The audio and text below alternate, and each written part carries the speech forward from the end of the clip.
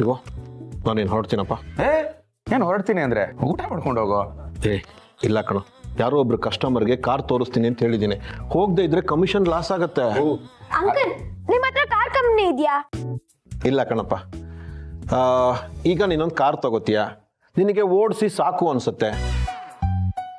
ಆ ಕಾರ್ನ ನಾನು ಬಂದು ತಗೊಳ್ತೀನಿ, ಬೇಕಾದವ್ರಿಗೆ ಆ ಕಾರ್ನ ಮಾರಾಟ ಮಾಡಿಸ್ತೀನಿ. ಮಧ್ಯದಲ್ಲಿ ನನಗೆ ಬರೋದೇ ಲಾಭ.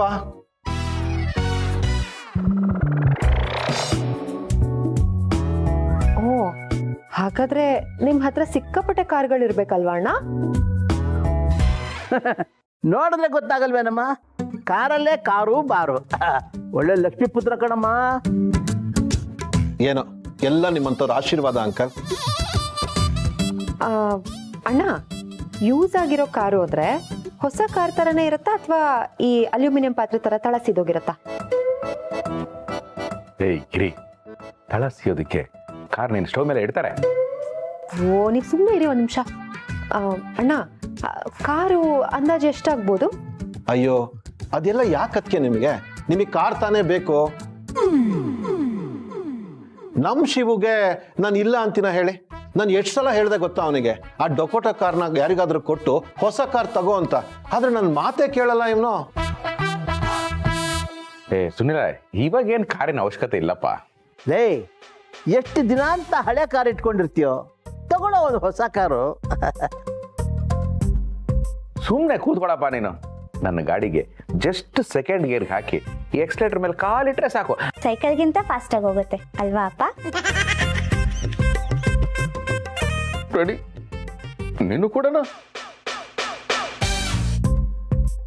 ಅಪ್ಪ, ಇದು ನಿಂಗೆ ಓವರ್ ಅನಿಸ್ಲಿಲ್ವಾ? ಅಕ್ಕನೇ ನಿನ್ ಕಾರ್ ಬಗ್ಗೆ ಜೋಕ್ ಮಾಡ್ತಿದ್ದಾಳೆ ಅಂದ್ರೆ ನಮ್ಮ ಮನೆಗೆ ಹೊಸ ಕಾರ್ ಬೇಕೇ ಬೇಕು ಅಂತ ನಿಂಗೆ ಅನಿಸ್ತಿಲ್ವಾ? ಶಿವು, ಹ್ಞೂ ಅನ್ನೋ. ಮನೆಯವರೆಲ್ಲ ಆಸೆ ಪಡ್ತಿದ್ದಾರೆ. ನನಗೆ ಗೊತ್ತಪ್ಪ, ನಾನು ಏನು ಹೇಳಿದ್ರು ನೀನು ಕೇಳಲ್ಲ ಅಂತ ನನಗೆ ಚೆನ್ನಾಗಿ ಗೊತ್ತು. ನೋಡು, ನಾಳೆನೆ ರೀಸೆಂಟ್ ಮಾಡ್ಲು ವೆಲ್ ಮೇಂಟೆನೆನ್ಸ್ ತುಪಾಕಿ ಥರ ಇರೋ ಕಾರ್ನ ನಿಮ್ಮ ಮನೆ ಮುಂದೆ ತಂದು ನಿಲ್ಲಿಸ್ತಾ ಇದ್ದೀನಿ ಅಷ್ಟೇ. ಲೆಕ್ಕಾಚಾರ ಎಲ್ಲ ಆಮೇಲೆ, ಕಾರ್ ಮೊದಲು. ಏನಂತೀರಾ?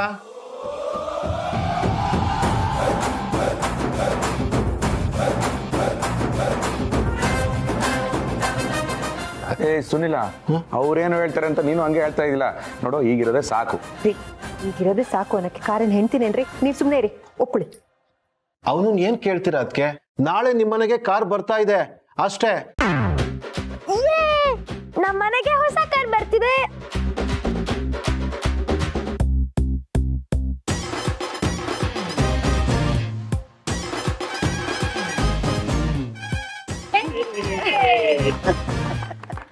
ಸಾಕು. ಕಂಗ್ರಾಚುಲೇಷನ್, ಕಾರ್ ಬಂತಲ್ಲ. ಹಾಯ್ ಶಿವ, ಆರಾಮ? ಕೀ ಕೊಡಪ್ಪ, ತಗೋ ಕಾರ್ ಕೀ. ಸುನಿಲ, ಈಗಲೂ ಕಾಲ ಮಿಂಚಿಲ್ಲ, ಗಾಡಿ ತಗೊಂಡು ಹೊಟ್ಟೋಗೋ. ಅಯ್ಯೋ, ಏನ್ ಶಿವು ಹೀಗೆ ಮಾತಾಡ್ತಾ ಇದೀಯಾ? ಕಾರು ಅಂದ್ರೆ ಏನ್ ತಿಳ್ಕೊಂಡಿದ್ಯಾ? ಲಕ್ಷ್ಮಿ ಮನೆ ಬಾಕ್ಲಿಗೆ ಬಂದಿದೆ, ಬೇಡ ಅಂತ ಹೇಳ್ತಿದ್ಯಲ್ಲ. ಸುಮ್ಮನೆ ಇಟ್ಕೋ. ನೋಡು, ಹಿಂದ್ಗಡೆ ಇನ್ನೊಂದು ಕರ್ಲಿ ನಮ್ಮ ಹುಡುಗ ಬರ್ತಾ ಇದ್ದಾನೆ, ನಂಗೆ ಅರ್ಜೆಂಟ್ ಕೆಲಸ ಇದೆ, ಹೋಗ್ತೀನಿ. ಮತ್ತೆ ಸಿಗೋಣ, ಮಾತಾಡ್ತೀನಿ. ಬಾಯ್ ಬಾಯ್ ಬಾಯ್, ಆಲ್ ದ ಬೆಸ್ಟ್. ಶಿವು, ಈ ಕಾರ್ ಕಲರ್ ನಿನಗೆ ಬರುತ್ತೋ ಇಲ್ಲೋ ಅಂತ ಕೇಳ್ಕೊಂಡಿದ್ಯಾ? ಹೆಸರಿಗೆ ಬರೋದು ಕಲರ್ ಅಲ್ಲ, ಕಾಳಂಕ. ಮೊದಲೇ ಮೈ ತುಂಬ ಸಾಲ. ಓರಿ, ಗುಣಗಿದ್ ಸಾಕು, ಬನ್ನಿ ಪೂಜೆ ಮಾಡೋಣ.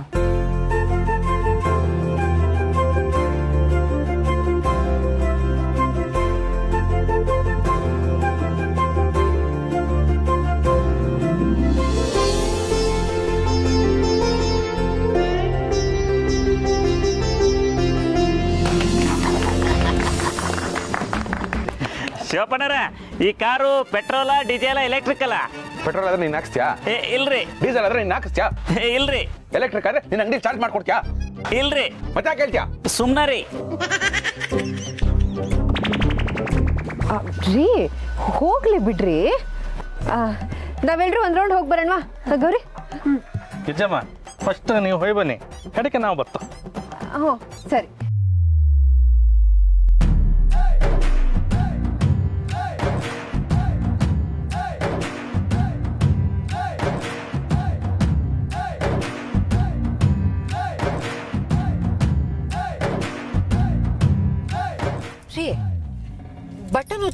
ಜ್ಯೂಸ್ ಓಪನ್ ಆಗುತ್ತಲ್ಲ ಅದಿಲ್ವಾ ಇದ್ರಲ್ಲಿ? ಯಾಕೆ ಮೆಣಸಿನ್ಕಾಯಿ ಹಪ್ಪಳ ಒಣಗಾಕ? ಶಿವು, ಈಗ ಬರೋ ಕಾರ್ಗಳಲ್ಲಿ ಸೀಟಲ್ಲೇ ಎ ಸಿ ಇರುತ್ತಂತೆ, ಎಷ್ಟೊತ್ತು ಕೂತ್ರು ಉರಿಯೋದಿಲ್ವಂತೆ. ನನಗಿಲ್ಲಿ ಉರಿತಾ ಇದೆ. ಯಾವನಪ್ಪ ನಿನ್ಗೆ ಹೇಳಿದ್ದು ಈ ಗಾಡಿಲಿ ಆ ಥರ ಫೀಚರ್ಸ್ ಇದೆ ಅಂತ? ಕರ್ಕೊಂಬಪ್ಪ ಅವನ್ನ. ಅಪ್ಪ, ಈ ಕಾರಲ್ಲಿ ರೀಡಿಂಗ್ ಲೈಟೇ ಕಾಣ್ತಿಲ್ಲ, ಆಗ್ಲಿಂದ ಹುಡುಕ್ತಾ ಇದೀನಿ. ಹಾ ಪ್ರಣಿ, ನೀನೇ ನೋಡಮ್ಮ, ದೇವರ ಕೊಟ್ಟ ಮಗಳು ಅಂದ್ರೆ ಒಬ್ರಿಗೆ ಸನ್ ರೂಫ್, ಇನ್ನೊಬ್ರಿಗೆ ವೆಂಟಿಲೇಟೆಡ್ ಸೀಟ್ಸ್.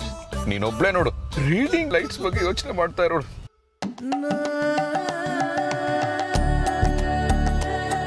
ರೀ, ಈ ಕಾರು ನಮ್ ಸ್ಟೇಟಸ್ ತಕ್ಕಾಗಿದೆ ಅಲ್ಲ, ನನ್ಗಂತೂ ತುಂಬಾ ಇಷ್ಟ ಆಯ್ತಪ್ಪ. ಶೆಕೆ ಆದಾಗ ಈ ಕಾರೊಳಗಡೆ ಎ ಸಿ ಹಾಕೊಂಡು ತಣ್ಣಗಿರ್ಬೋದು.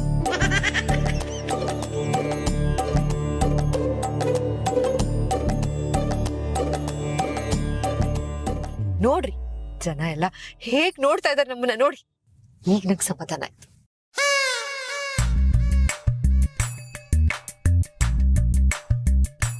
ನೀನೀಗ ಸುಮ್ಮನೆ ಕೂತ್ಕೊಂಡ್ರೆ ನನಗೂ ಸಮಾಧಾನ ಆಗುತ್ತೆ.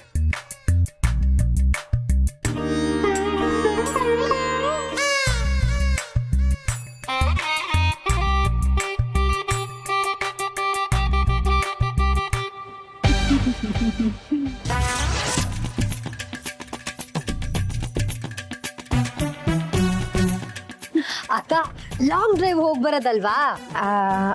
ಎಕ್ಸಾಮ್ ಆಗಿದ್ರೆ ತುಂಬ ದೂರ ಹೋಗಿ ಬರ್ತಿದ್ವಿ. ಇದು ಟೆಸ್ಟ್ ಡ್ರೈವ್ ಅಲ್ವಾ, ಅದಕ್ಕೆ ಹೀಗೆ ಹಾಗೆ ಬಂದ್ಬಿಟ್ವಿ. ಸರಿ, ನೀವ್ ಹೋಗಿ ಬನ್ನಿ. ಥ್ಯಾಂಕ್ಸ್ ಗಿರ್ಜವ್ರೆ, ನೀವು ಹೊಸ ಕಾರಲ್ಲಿ ನಮಗೂ ರೌಂಡ್ ಹೊಡಿಯಕ್ಕೆ ಹೇಳ್ತಾ ಇದ್ದೀರಲ್ಲ. ರೌಂಡ್ ಮುಗಿಸಿ ಬಂದ ಮೇಲೆ ನಮ್ಮ ಅಂಗಡಿಯಾಗ ಸ್ವೀಟ್ ತಗೋರಿ. ಯಾಕಪ್ಪ ಅಂತಂದ್ರ ಕಾರ್ ತಗೊಂಡು ಖುಷಿಗೆ ನಮ್ಮೆಲ್ರಿಗೂ ಸ್ವೀಟ್ ತಿನ್ನಿಸ್ರಪ್ಪ. ಬನ್ನಿ ಬನ್ನಿ. ಟೀ ಕೊಡಿ.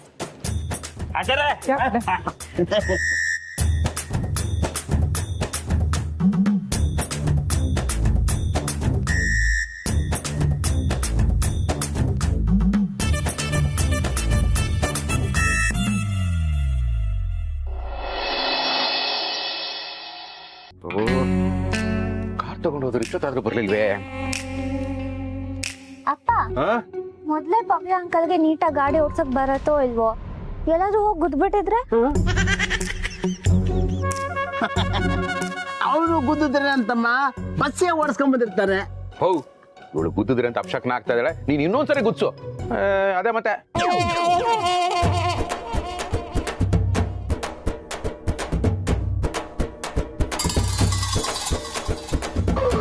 ರೀ, ಕಾರ್ ಬಂತು.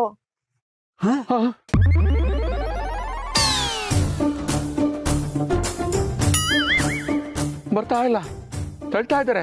ಯಾಕೆ? ಅಯ್ಯೋ, ಟೆನ್ಷನ್ ಮಾಡ್ಕೊಂಬೇಡಿ, ಅವ್ರು ಬಂದ್ಮೇಲೆ ಅವರೇ ಹೇಳ್ತಾರೆ ಬಿಡಿ.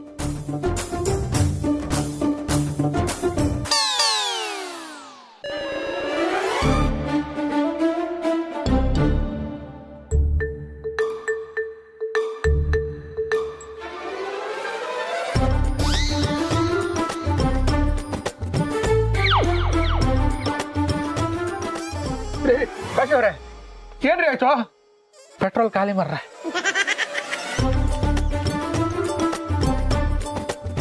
ಹಂಗಂತ ತೊಳ್ಕೊಂಬಂದ್ಬಿಡದ? ಮತ್ತಿನ್ನೇನು ಹೊತ್ಕೊಂಡ್ಬರ್ಬೇಕಿತ್ರಿ?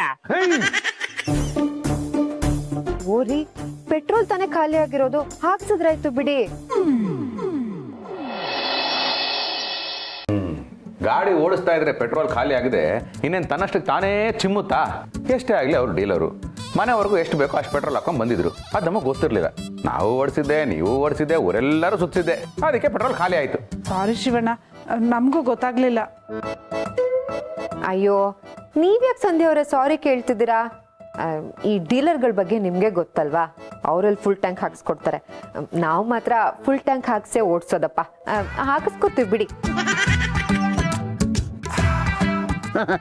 ಹೌದೌದು, ನಮ್ಮ ಮನೆ ಮೇಲಿರೋ ಸಿಂಟೆಕ್ಸ್ ಕೂಡ ಫುಲ್ ಟ್ಯಾಂಕ್ ಇರುತ್ತೆ. ನೀವೆಂತದೇ ಹೇಳಿ ಶಿವರೇ, ಕಾರ್ ಮಾತ್ರ ಗನ್ ಇದ್ದಂಗಿತ್ತು. ಹೌದೌದು, ಗನ್ನೆ, ಆದ್ರೆ ಬುಲೆಟ್ ಖಾಲಿ ಆಗೋದು. ಅಯ್ಯೋ, ಏನ್ರಿ ನೀವು ಹೇಳಿದ್ದೆ ಹೇಳ್ಕೊಂಡು? ಪೆಟ್ರೋಲ್ ಇಲ್ಲ, ಹಾಕ್ಸಿದ್ರಾಯ್ತು ಬಿಡಿ. ಪೆಟ್ರೋಲ್ ಹಾಕ್ಸ್ಕೊಂಬ ಅಂದ್ರೆ ಎಲ್ಲಿಂದ ಹಾಕ್ಸ್ಕೊಂಬರ್ಲಿ? ದುಡ್ಡಿಲ್ಲ ನನ್ನ ಹತ್ರ. ಇದೇನ್ ಶಿವಣ್ಣ, ಕಾರ್ ತಗೊಂಡು ಪೆಟ್ರೋಲ್ ಹಾಕ್ಸಕ್ ದುಡ್ಡಿಲ್ಲ ಅಂತ ಹೇಳ್ತಿದ್ದೀರಲ್ಲ? ಅಯ್ಯೋ, ಇವ್ರು ಯಾವಾಗ್ಲೂ ಹಾಗೆ, ತಮಾಷೆ ಅಂದ್ರೆ ತಮಾಷೆ. ನಿನ್ನೆ ಖರ್ಚಿಗಿಟ್ಕೋ ಅಂತ ನನಗೆ 1000 ರೂಪಾಯಿ ಕೊಟ್ಟಿದ್ರು. ಇರಿ ತರ್ತೀನಿ.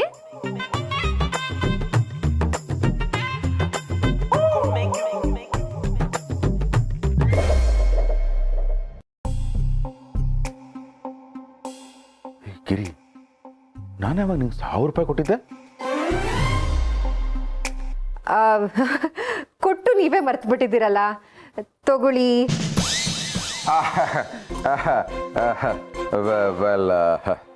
ಹೌದು, ನಿನ್ನೆ ನಾನೇ ಕೊಟ್ಟಿದ್ದೆ ಖರ್ಚಿಗೆ. ಪೆಟ್ರೋಲ್ ಇದ್ರಲ್ಲಿ ಹಾಕ್ಸ್ಕೊಳ್ತೀನಿ. ಹಾಕಿಸ್ತೀನಿ ಅಂತ ಇಲ್ಲೇ ಕೂತ್ರೆ ಹೇಗೋ, ಬೇಗ ಹೋಗೋ.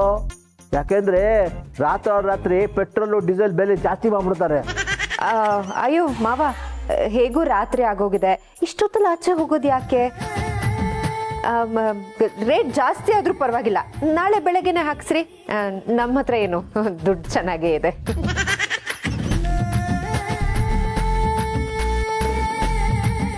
ಅಕ್ಕ, ಒಟ್ನಲ್ಲಿ ಹೊಸ ಮನೆ, ಹೊಸ ಕಾರು, ಅದ್ಭುತ.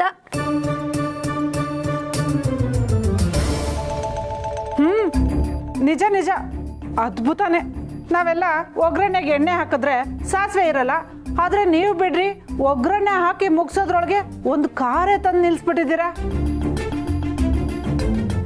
ಎಲ್ಲದಕ್ಕೂ ನಿಮ್ಮಂಗೆ ಅದೃಷ್ಟದ ಗೆರೆ ಇರಬೇಕು ಬಿಡಿ. ಥ್ಯಾಂಕ್ ಯು, ತುಂಬ ಥ್ಯಾಂಕ್ಸ್. ಗಿರ್ಜಮ್ಮ, ಇದೇ ಖುಷಿಗೆ ಎಲ್ಲರಿಗೂ ಗರಿ ಗರಿ ಬಜ್ಜಿ, ಬಿಸಿ ಬಿಸಿ ಕಾಫಿ ಮಾಡಿ ಕೊಡಿ. ಸರಿ, ಮಾಡ್ಕೊಂಡು ಬರ್ತೀನಿ.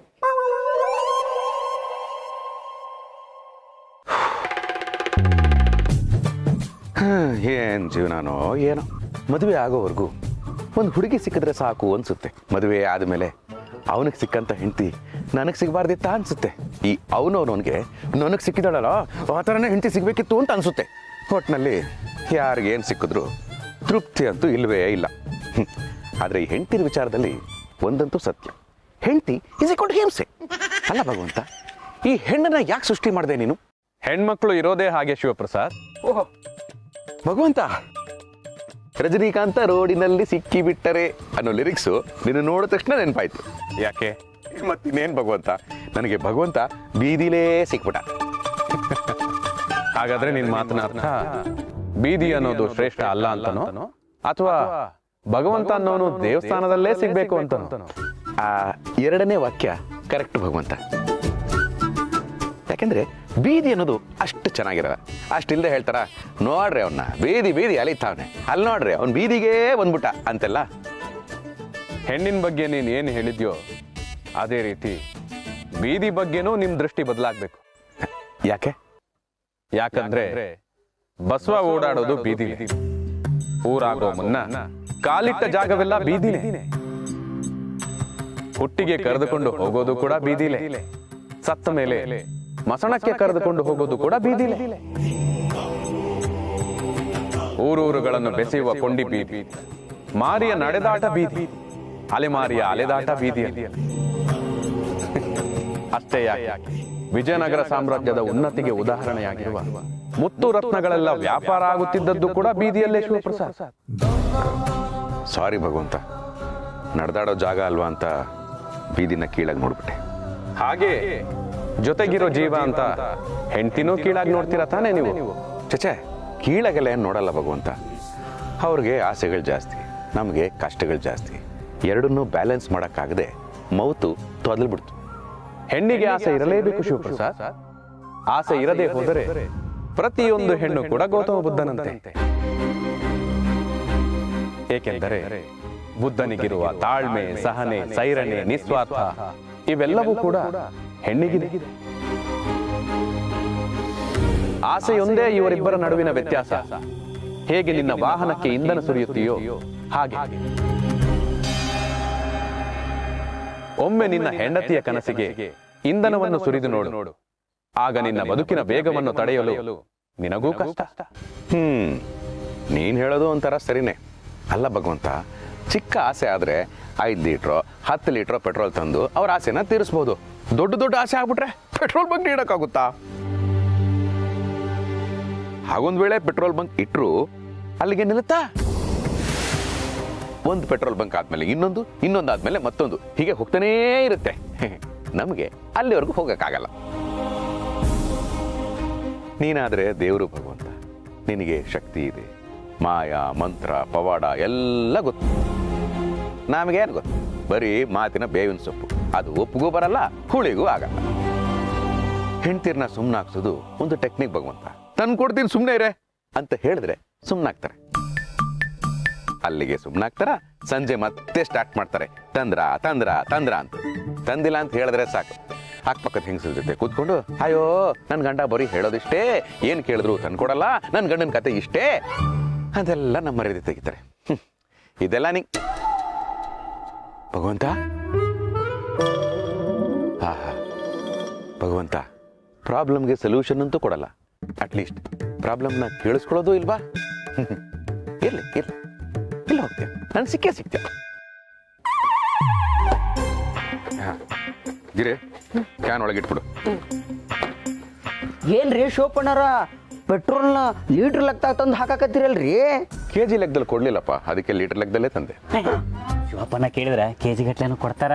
ಇದೆಲ್ಲ ಸ್ವಲ್ಪ ದಿನ ಅಷ್ಟೇ, ಆಮೇಲೆ ನಮ್ಮ ಶಿವಪ್ಪನ ಡೈರೆಕ್ಟ್ ದುಬೈ ಹೋಗಿ ಪೆಟ್ರೋಲ್ ತಗೊಂಡ್ಬರ್ತಾರ. ಮನೆ ಮುಂದ ಒಂದಲ್ಲ 2 ಕಾರ್ ನಿಲ್ಸ್ಯಾರಂದ್ರ ಇವ್ರ ಲೆವೆಲ್ ಎಂತದ್ದು ಅಂತ ಅರ್ಥ ಮಾಡ್ಕೋ. ಹೌದು, ಮತ್ತೆ ನಮ್ಮ ಯಜಮಾನ್ರು ಮನ್ಸು ಮಾಡಿದ್ರೆ ಈ ಮನೆನ ಕೆಡವಿಸಿ ಇಲ್ಲೇ ಒಂದು ಬಂಗ್ಲೆ ಕಟ್ಬಿಡ್ತಾರೆ. ಆದ್ರೆ ಮಾರ್ಬಲ್ ನೆಲ ಶೀತ ಅಲ್ವಾ, ನಮ್ಮ ಯಜಮಾನ್ರಿಗಾಗಲ್ಲ. ಅದಕ್ಕೆ ಕಡ್ಪಕ್ಕಲ್ಲಿರೋ ಮನೇಲೇ ಇದ್ದೀವಿ ಅಲ್ವೇನ್ರಿ?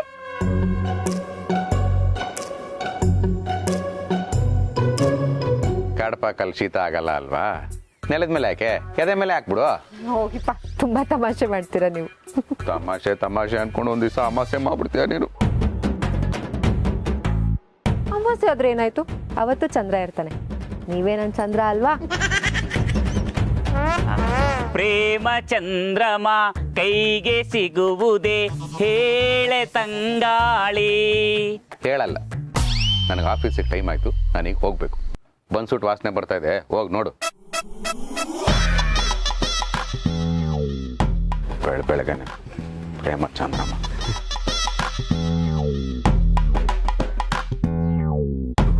ಲೇಟ್ ಆಗೋಯ್ತು. ಛೇ,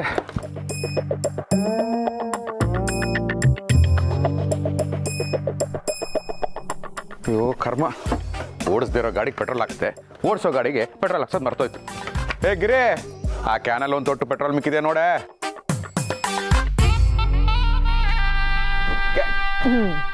ನೀವು ಸ್ಕೂಟರ್ಗೆ ಪೆಟ್ರೋಲ್ ಹಾಕ್ಸಿರಲ್ಲ ಅಂತ ನಂಗೆ ಗೊತ್ತಿತ್ತು, ಅದಕ್ಕೆ ಕಾರ್ಕಿ ತಂದಿದ್ದೀನಿ, ತಗೊಳ್ಳಿ, ಕಾರಲ್ಲೇ ಹೋಗಿ. ಚೆನ್ನಾಗಿ ಹೇಳಿದೆ. ಚಡ್ಡಿ ಮಾರೋ ಒಂದು ಸ್ಕೂಟ್ರಲ್ಲಿ ಹೋದ್ರೇನೆ ಉರ್ಕೊಳ್ತಾರೆ, ಇನ್ನು ಕಾರಲ್ಲಿ ಹೋದ್ರೆ ಅಷ್ಟೇ ಕತೆ. ಅಯ್ಯೋ, ಯಾರು ಉರ್ಕೊಂಡ್ರೆ ಏನಾಯ್ತೀಗ? ನೋಡಿ, ಮಳೆಗಾಲ, ನೀವಂದ್ರೆ ಹುಷಾರ್ ತಪ್ತೀರ, ಅದಕ್ಕೆ ಆರಾಮಾಗಿ ಕಾರಲ್ಲೇ ಹೋಗಿ ತಗೊಳ್ಳಿ. ಅಯ್ಯೋ, ನೀನು ಮಳೆಗಾಲ ಅಂತ ಹೇಳ್ತಿರೋದು ನನಗೆ ಕೇಡ್ಗಾಲ ಅಂತ ಕೇಳಿಸ್ತಾ ಇದೆಯೇ? ಅಯ್ಯೋ, ಬಿಡ್ತು ಅನ್ನಿ. ನೋಡಿ, ಈ ಕೂಲ್ ವೆದರಲ್ಲಿ AC ಹಾಕೊಂಡು ಸಾಂಗ್ ಕೇಳ್ಕೊಂಡು ಹೋಗಿ. ನನಗೆ ಫೋನ್ ಮಾಡಿ, ನನ್ನ ಹತ್ರ ಮಾತಾಡ್ತಾ ಇದ್ರೆ ಹೋಗಿದ್ದೆ ಗೊತ್ತಾಗಲ್ಲ.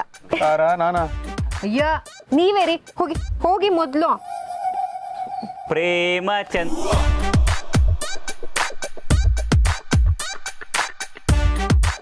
ಹುಷಾರು ರೀ. ಆಯ್ತು.